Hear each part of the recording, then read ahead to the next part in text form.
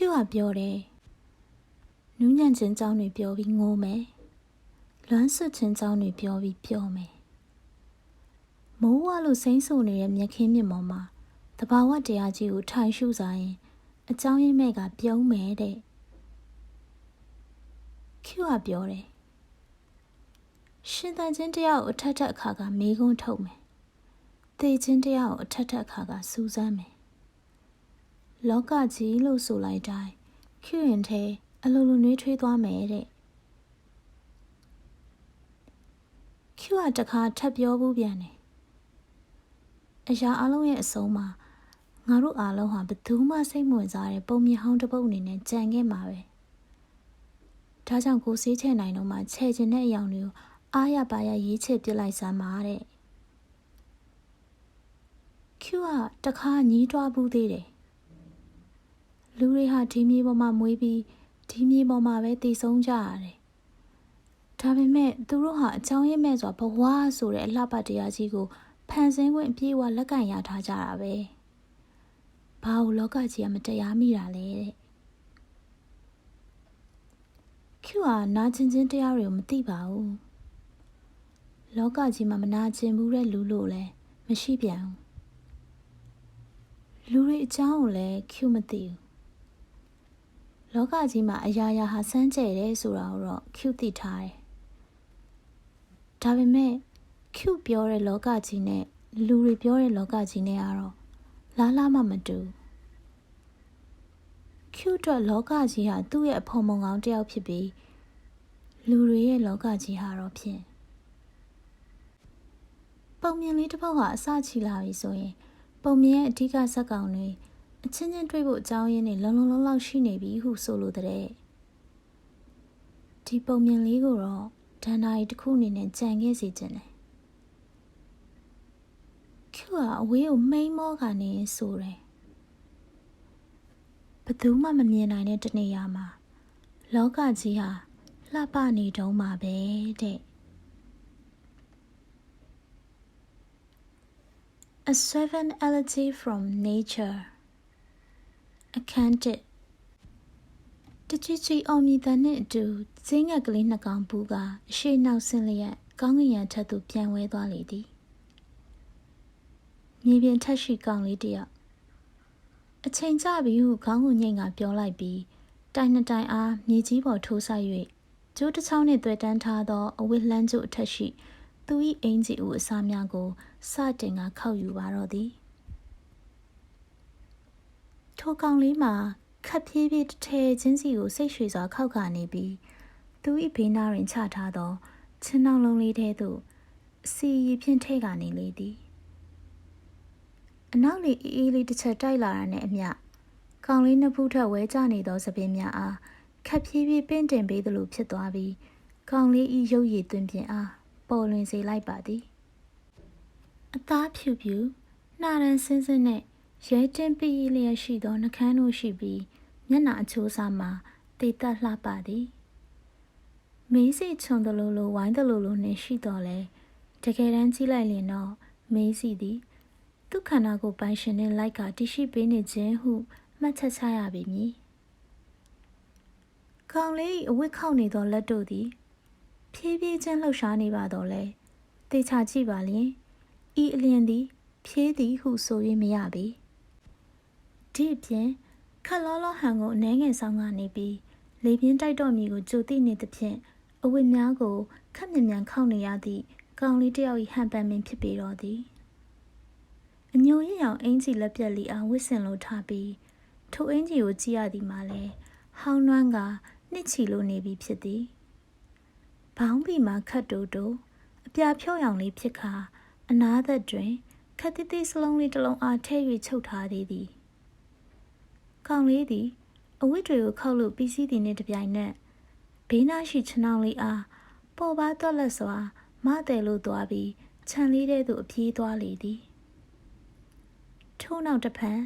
ခက်မြန်အပြေးကလေးပြန်ထွက်လာပြီးခြံဝင်းအပြင်ဘက်သစ်ဆွေးထွက်တွင်ရှိသောသူဖက်လက်ဆဆအုပ်လေးအားအလျင်စလိုကောက်ယူလို့သွားသေးသည်အိမ်လေးထဲသို့မဝင်ခင်ကောင်လေးသည်ခြေလမ်းများကိုရက်ဆိုင်က နောက်သို့သမင်လည်းပြန်ကြည့်လေသည်တောင်တန်းလွန်တွင်တည်ရှိသောနေလုံးနီနီကြီးသည်ယခုမူတောင်တန်းတို့၏ဝါမြုပ်ခြင်းကိုခံနေရကတဖြည်းဖြည်းတရိပ်ရိပ်နှင့်အောက်သို့ဝင်သွားနေလေတော့သည်ကောင်လေးမှာထိုမြင်ကွင်းအား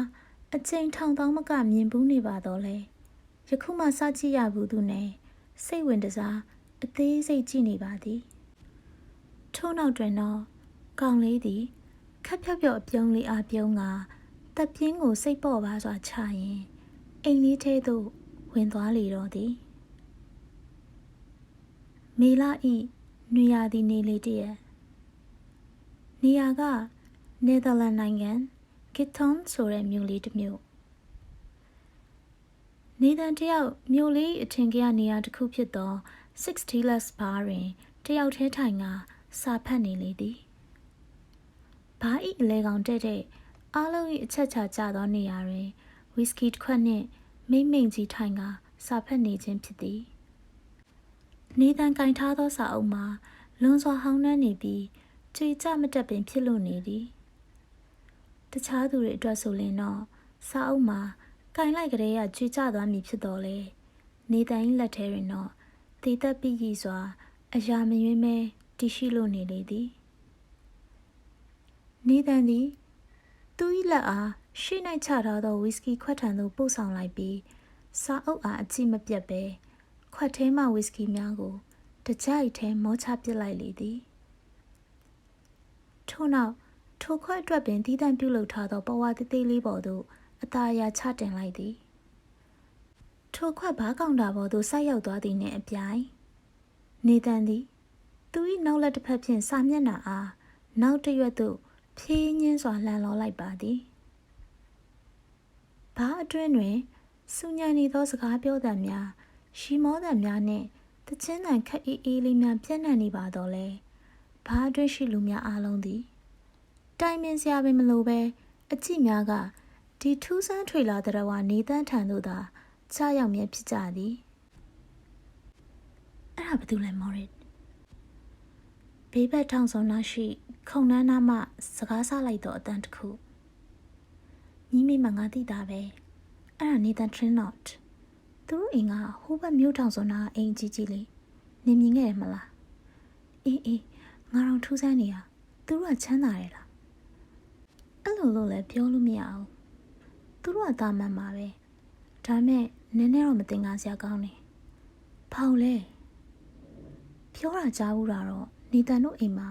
နေတန်အမေရဲ့အဖွားရဲ့သူတို့အိမ်မောင်မလေးရဲ့၃ယောက်ပဲနေတာတဲ့။အိုးမိန်းမတွေကြီးပါပဲလား။အိမ်မောင်မလေးနဲ့ဆိုတော့နေတန်နဲ့မညှိဘူးလား။အိုင်ယာမပြောစမ်းပါနဲ့။အဲ့ဒီအိမ်မောင်မပို့ပြီးတော့အထူးဆန်းဆုံး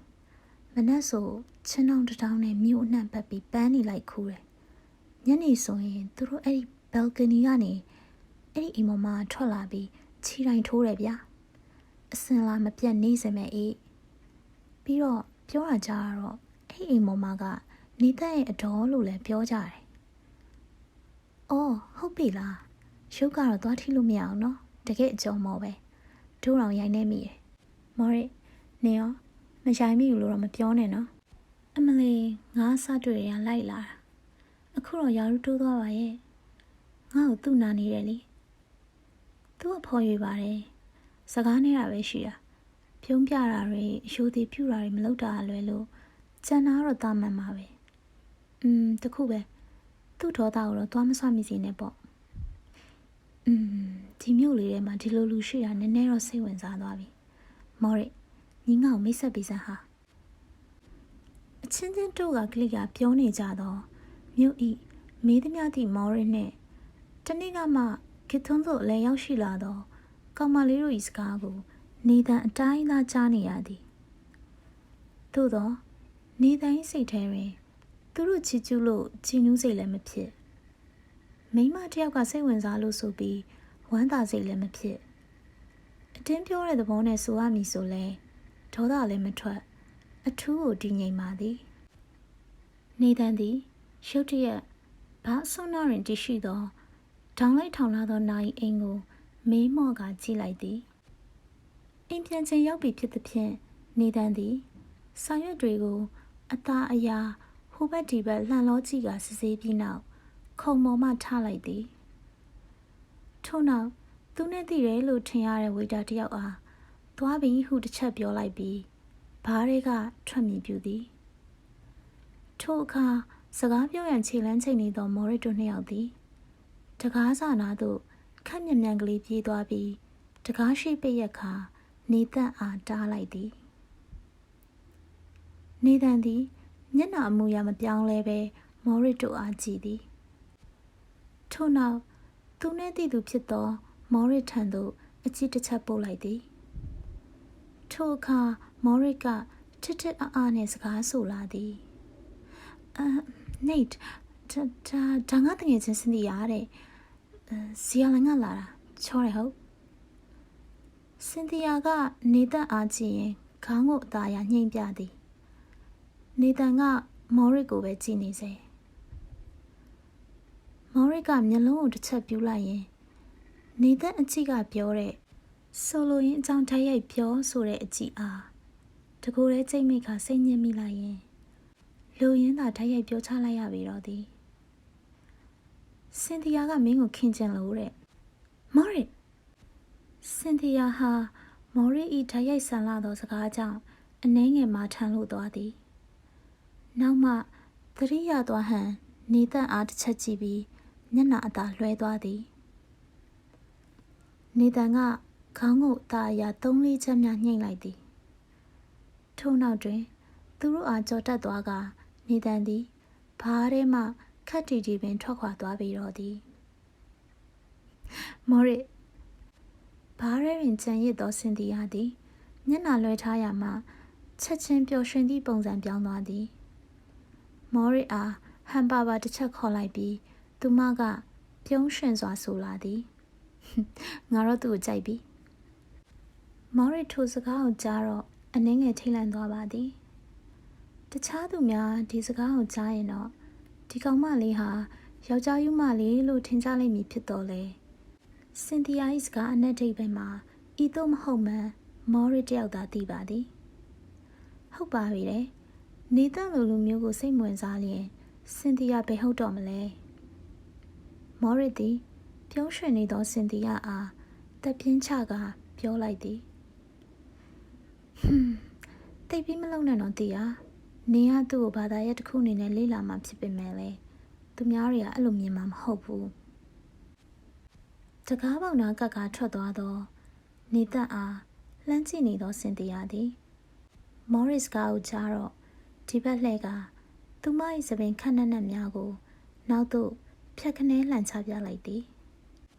ထို့နောက်သူမ၏မူပိုင်းအပြုံးဖြစ်သောအပြုံးမျိုးနှင့်ပြုံးပြကခက်အေးအေးဆိုလိုက်သည် Who cares နားဆင်သူပရိသတ်ကြီးတို့၏စာရေးသူလေးရောဘီနီကဒီနေရာမှာရင်အခန်း1ကိုအဆုံးသတ်ထားပါတယ်နော်အခန်း2ကိုလည်းဆက်ပြီးဖတ်ပြပေးမယ်ရှင်အခန်း2မြို့ကလေး၏ဝန်းကျင်မှာတိတ်ဆိတ်လျက်ရှိသည်နှင်းခဲများဖြင့်အပြည့်ဖုံးလွှမ်းနေသောအိမ်ခေါင်မိုးလေးများကတောက်လျှောက်ကြည့်သွားပါလျင်မျက်စိတစုံထိရှိလို့နေပေသည်ကိုစီခြံဝန်းသေးလေးထဲတွင်မူလဲနှင်းခဲဆိုင်များ၏နေရာယူခြင်းကိုအပြည့်အဝခံထားရသည်အလဲရင်လမ်းမရှိသောမြို့လေးသည်တနေရာရာကိုသွားမည်ဆိုပါကရေချောင်းဖြင့်သာသွားရသည်အထက်ကရေစီးကြောင်းသည်မြို့လေးရဲ့ရှိအိမ်များအားခြံဝန်းတစ်ဖွဲပတ်ကာစီးဆင်းလျက်ရှိသည်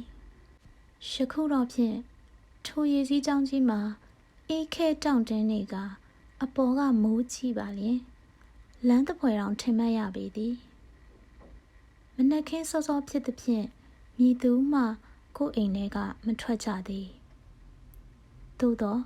ခဏအကြာတွင်တော့ကလေးများစူညံစွာထွက်လာကနှင်းများရေခဲများဖြင့်စော်ကစားကြတော့မည်ဖြစ်သည်ကိုကြိုတင်မြင်အောင်နိုင်ပေသည်ထိုမှတဆင့်မြို့လေး၏ဟိုးဘက်တနေရာသို့လှမ်းမြော်လို့ကြည့်ပါကထူထဲလာသောတောအုပ်ကြီးကိုတွေ့ရပေမည်ထိုတောအုပ်ကြီးသည်ခြေပြလာသောရေခဲလွင်ပြင်ကြီးနှင့်ဆက်နွယ်လိုထားပြီး ဘေးပတ်ပတ်လည်တွင်မူသစ်ပင်ကြီးများကခြံရံထားပါသည်ပုံမှန်ဆိုလျင်မြို့လေးတွင်ပွင့်လေးပွင့်ထရှိသောပန်းများသည်အတော်လှသည်ဟုဆိုရမည်ယခုတွင်လည်းနှင်းခဲများဖုံးလွှမ်းထားလျက်ရှိနေပေမဲ့အလှကတော့တကယ်မပြတ်သွားပြီတခုပဲအယောင်အသွေးဆုံလင်းစွာမမြင်ရသည်ပဲရှိမည်ဒီဇင်ဘာလဆောင်းရာသီ၏နနက်ခင်းစောစောနေရာကနယ်သာလန်နိုင်ငံကစ်ထွန်ဆိုတဲ့မြို့လေးအေးဆက်လာသောရေခဲလွင်ပြင်ကြီးတွင်တဖြူးဖြူးနှင့်တိုက်ခတ်နေသောလေစိမ်းများမှအပတခြားဘာမှမရှိကောင်းကင်ယံထမှနှင်းမုန်လေးများကအဆက်မပြတ်ကျဆင်းနေပြီးလှမ်းကြည့်လိုက်လျင်မြင်ရတဲ့သူအားမှုံမှုံဝါးဝါးနှင့်မြင်ကွင်းအားပိတ်ဆို့စေသည်အတော်လွမ်းမောဖွယ်ရာကောင်းသောမြင်ကွင်းတစ်ခုဖြစ်ပေသည်ထိုအချိန်တွင်သစ်တောများကြားထဲကသစ်ရွက်များလှုပ်ခတ်လို့သွားပြီးထိုကြားထဲမှအရိပ်သဏ္ဍာန်မဲမဲလေးတစ်ခုဖွက်ခနဲပေါ်ထွက်လို့လာလေသည်ထိုအရာလေးသည်မဲလုံး၍နေသောကြောင့်နှင်းဖြူများကြားထဲတွင်သူကထိုးထွက်လို့နေသည်သူသည်တစ်ပင်တစ်ပင်စီမှအောက်ရှိကြောက်ဆိုင်ပေါ်သို့အသာအရာခုန်ဆင်းလိုက်ပြီးရေခဲပြင်ပေါ်သို့ခပ်ဖြည်းဖြည်းရှောက်လန်းလာပါသည်ထိုအရာမှာကြောင်နှက်ကလေးတစ်ကောင်ဖြစ်ပြီးသူသည်ဒီရေခဲပြင်ကြီးတွင်ရှိသောတခုတည်းသောသက်ရှိအရာလည်းဖြစ်ပေသည်၎င်းသည်သူ၏ခြေလမ်းများကိုခပ်ဖွားဖွားဖြင့်ညင်ညင်သာသာရှောက်လန်းပြီးရေခဲပြင်ထက်တွင်မော့ကြွားစွာဖြတ်လျှောက်သည်တခဏအကြာရေခဲပြင်လွှာကြီးပေါ်တွင်ရှောက်လန်းပြီးသည့်နောက်ရေခဲပြင်အစုံတွင်မှာတော့ကြောင်နှက်လေးသည်အထက်သို့တစ်ချက်မော့ကြည့်လိုက်ပြီးပေါ်ပါစွာအထက်သို့ခုန်တက်လိုက်လေသည်ထိုအခါ၎င်းသည်တစ်ဖက်ရှိစမ်းချောင်းလေးနှင့်မြို့လေးအားသွယ်တန်းပေးထားသောတရားထက်သို့ရောက်လို့ကားသွားသည်ထိုမှတစ်ဆင့်မြို့လေးထဲသို့တဖြည်းဖြည်းချင်းဝင်ကသူဥတီလျက်ရှိသောနေရာသို့ဖြည်းဖြည်းနှင့်မှန်မှန်အေးဆေးစွာရှောက်လန်းလို့လာသည်အတော်ကြာဟိုဘက်ကွေ့ဒီဘက်ကွေ့ဟိုခုံကူးဒီခုံကူးလှုပ်ပြီးကမှပန်းတွေဝေကကြီးမားသောတစ်ပင်ကြီးတစ်ပင်နဲ့ရှိသည့်ခြံဝင်းထဲသို့လှစ်ခနဲခုံကဝင်လာပေသည်ထို့နောက်ကြောင်နှက်လေးသည်ခြံဝင်းရိုးမှတစ်ဆင့်တစ်ပင်ကြီးပေါ်သို့ခုံကတက်လိုက်ပြီးလျင်ထိုတစ်ပင်၏ကြီးမားသောအခက်လက်ပေါ်တွင်အင်ဒရီရှိစွာနှင့်အကျအနထိုင်လိုက်လေသည်ထို့နောက်မူသူသည်ပတင်းပေါက်မှတစ်ဆင့်အိမ်ထဲရှိလူများကိုလှမ်းကြည့်ရင်းသူတို့စီသို့နားဆွင့်လိုက်ပါတော့သည်နိတ်ရင်နွေးချမ်းတယောက်စာစပွဲကုံသေးသေးလေးပေါ်သို့ရင်နွေးချမ်းခွက်ကိုချပေးလိုက်သောမိန်းကလေးမှာစင်သီယာဂျိုနတ်မော့ခ်ဖြစ်ပေသည်သူမသည်ယခုလက်ရှိတွင်ဟင်းချက်နေပုံရပြီးထို့သို့ပြောရသည်မှာလည်းသူမ၏ထုံးကစီးထားသောရှည်လျားသည့်ဆံတွေများထက်တွင်ဟင်းစားတချို့ကပ်ညှိနေသောကြောင့်ဖြစ်သည်ခုံလေးပေါ်တွင်စင်သီယာချပေးထားသောရေနွေးချမ်းခွက်လေးမှာအတော်နွေးယုံလေးဖြစ်သည်သို့သောစင်သီယာတောက်စီသောသူကထိုရေနွေးချမ်းခွက်လေးအားနည်းနည်းမှပင်စိတ်မဝင်စားကြသူသည်ရေနွေးချမ်းထက်ရှိလှိုက်ထွက်နေသောရေနွေးငွေများအားခိတ္တများတော့စိုက်ကြည့်လိုက်ပါတော့လေခဏအကြာမှာတော့ထုံးစံအတိုင်းမျက်နှာလွှဲသွားသည်စင်သီယာသည်ဟင်းချက်နေရင်မှနေသန်ခေါ်နိတ်တွင်တော်တအားကြည့်ရင်တပ်ပြင်းချမိပေသည်သူတို့ဘာလို့တအိမ်နဲ့အတူရှိနေသည်လဲဟုသိချင်နေသည်မဟုတ်လားဒီအကြောင်းကိုသိချင်သည်ဆိုရင်တော့သူတို့စတွေ့ရနေမဟုတ်ပဲသူတို့ဖြစ်တည်မှုအစသို့ပြန်သွားရမည်ဖြစ်သည်စင်သီယာသည်အလွန်အင်မတန်မှစက်တည်ရှိဝဲကောင်းသောကောင်မလေးတစ်ယောက်ဖြစ်သည်အသက်18နှစ်မှာပင်ကဘာပတ်ခွင့်ရခဲ့ပြီးယခု22နာနီးသည့်အချိန်တွင်သုံးမကုန်မီသောပတ်စံအထက်လိုက်ကိုသူမလက်ဝဲလက်ကင်ထားရလေသည် အရင်ချင်းထက်မြက်ပြီးရုပ်ရည်ပါလှပသောကြောင့်စင်တီယာမှာအများအမြင်တွင်အချင်းကောအစင်းမှပြည့်စုံသည့်သူတစ်ယောက်ဖြစ်ပေသည်သူမသည်ဒီမြို့ရှိမိသမျှသည့်မော်ရစ်နှင့်ပညာသင်ရင်းတွေ့ဆုံခဲ့တာဖြစ်ပြီးသူမ၏ဖိတ်ကြားမှုဖြင့်စင်တီယာသည်ဒီသားရအေးချမ်းသောမြို့လေးသို့ရောက်ရှိလာခဲ့ပြီးယခုတွင်တော့နောက်ဆုံးထိအခြေချဖို့တောင်စိတ်ကူးဖြစ်သွားပါပြီစင်တီယာသည်နေသက်အနားကိုသွားရင်းသူ့အားနှစ်သိမ့်သလိုပြုံးပြသည်နေတန်သည်သူ့အတွက်တော့မောင်လေးတစ်ယောက်လိုဖြစ်ပေသည်သူနဲ့သိတဲ့နေ့ကစပြီးနေတန်နှင့်စင်တီယာသည်တယောက်ကိုတယောက်အပြန်အလှန်နားလည်ခဲ့ကြပြီးတယောက်အတွက်တယောက်အသက်အန္တရာယ်တွင်ကြုံရဲသည့်အထိကိုဖြစ်သွားကြပါပြီနေသက်အားလေ့လာချက်အရနေတန်သည်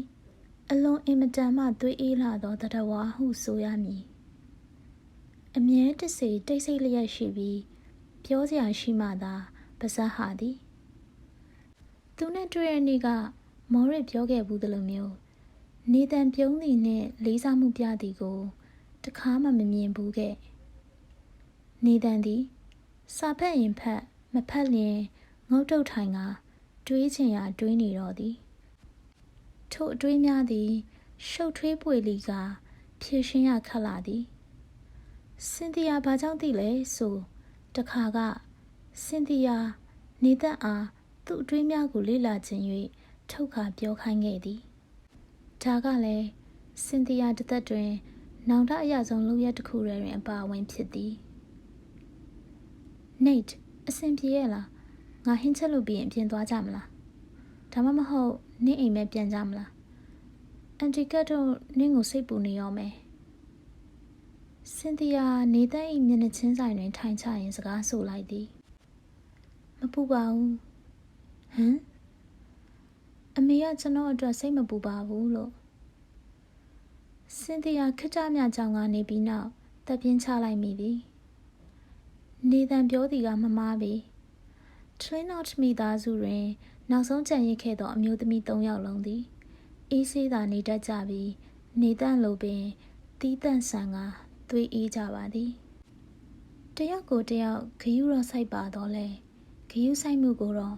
ထုံးမပြတတ်ကြသည်ကခက်လာသည်ခက်သည်ဟုတ်သည်အတော်ပင်ခက်ပေသည်တီးယာနေတန်ကတိုးညင်းစွာအတန်ထွက်လာသည်ထို့နောက်စင်တီယာချထားပြီးသောရည်နွေးကွက်လေးအားလက်နှင့်တို့ရင်ဖြင်းညင်းစွာဆိုလာသည်ကျွန်တော်ပြောင်းလဲတယ်လားဟမ်ကျွန်တော်ပြောင်းလဲတယ်လားလို့စင်တီယာခိတ္တကြောင်သွားလေသည်ပြီးမှသူမလက်ထဲတွင်ကင်ထားလျက်ရှိသောဟင်းချက်တဲ့ရောင်းမကိုဧပြီအိတ်ထောင်ထဲသို့ထည့်လိုက်ပြီးနေသက်အနီးသို့ရှောက်သွားလိုက်ခါနေသက်မျက်နှာအားဆွဲလဲလိုက်ပြီးသူမနှင့်မျက်လုံးချင်းစုံစီလိုက်ပါသည်ဒီမနေသက်မင်းဘာမှပြောင်းလဲစရာမလိုပြောရရင်အဲ့လိုစဉ်းစားဖို့တော့မလိုမင်းဟာမင်းပဲဒါဘယ်သူမှပြောင်းလဲလို့မရအောင်မင်းပုံစံကိုလက်ခံနိုင်တဲ့လူရှိတယ်လက်မခံနိုင်တဲ့လူရှိတယ်အေးအဲ့ထဲမှာမင်းပုံစံအမှန်ကိုလက်ခံပြီးမင်းနောက်မှာရှိပေးတဲ့သူတွေရှိတယ်အဲ့ဒီလူတွေကိုပဲမင်းတန်မိုးထားတယ်တခြားဘာလို့မှတောက်ပြူဆိုင်နေကြမလို့ Nate အဲ့ဒါမင်းမှတ်ထားနေသက်အားအတင်းဆွဲလဲကဂိယူနာဒေါသနဲ့စင်တီယာပြောလိုက်မိပါတော့လေနေတန်သည်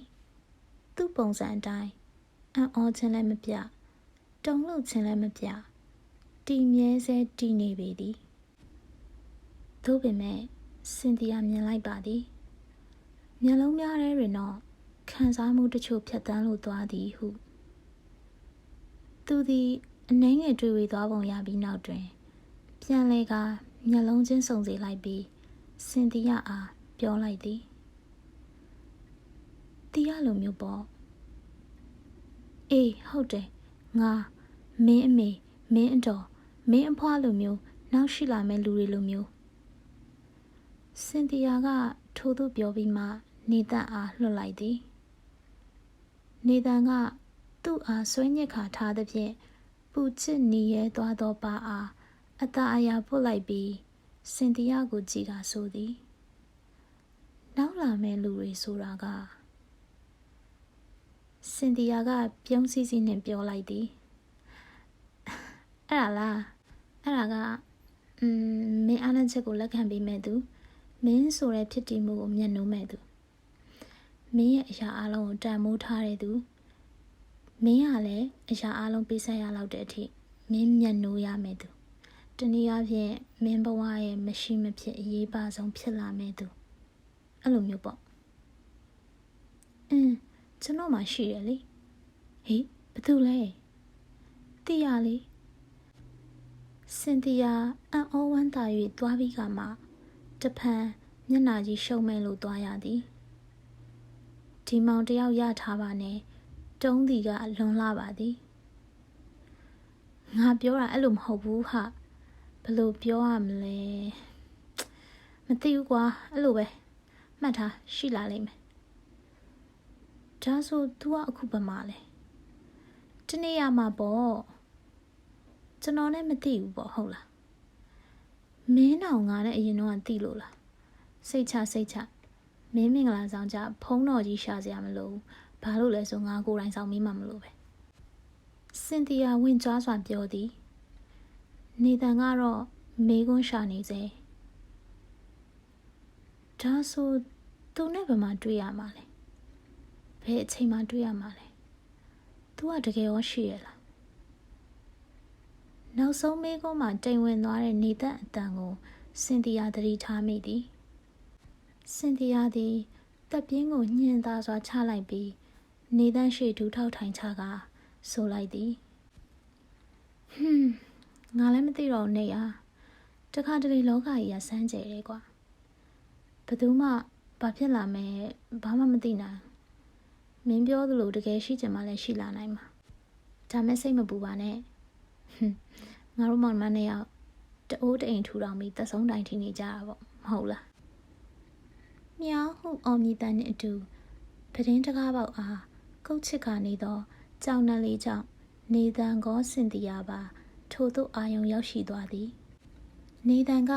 တပ်ပြင်းချရင်ပြောသည်လီယွန်လာပြီကျွန်တော်အစာသွားယူပေးလိုက်အောင်မမတကားဖွင့်ပေးလိုက်စင်တီယာလည်းပဲတပ်ပြင်းချလိုက်ခါခေါင်းငိမ့်လိုက်၏ထို့နောက်ကြောင်နယ်လေးအားအထဲသို့မချီပေးရင်ထွက်ခွာသွားသောနေတန်၏နောက်ကျောပြင်အားကြည့်ရင်ထက်ခါတပ်ပြင်းတွေချမိပြန်သည်မင်းတို့အကောင်းဆုံးတွေပဲဖြစ်လာပါစေနှိတ်တရားနားဆင်သူပရိသတ်ကြီးတို့၏စာရေးသူလေးရောဘီနီကဒီနေရာမှာနေမယ်အခန်း2ကိုအဆုံးသတ်ထားပါတယ်နော်အခန်း3နဲ့4ကိုတော့နောက်ဗီဒီယိုမှာဖတ်ပြပေးသွားမှာဖြစ်လို့ A Seven Elegy from Nature ဆိုတဲ့ဒီအခန်းဆက်ဇာတ်လမ်းလေးကိုစောင့်မျှော်ပြီးနားဆင်ပေးကြပါအောင်ရှင်အားလုံးပဲရှင်လန်းချမ်းမြေ့ကြပါစေရှင်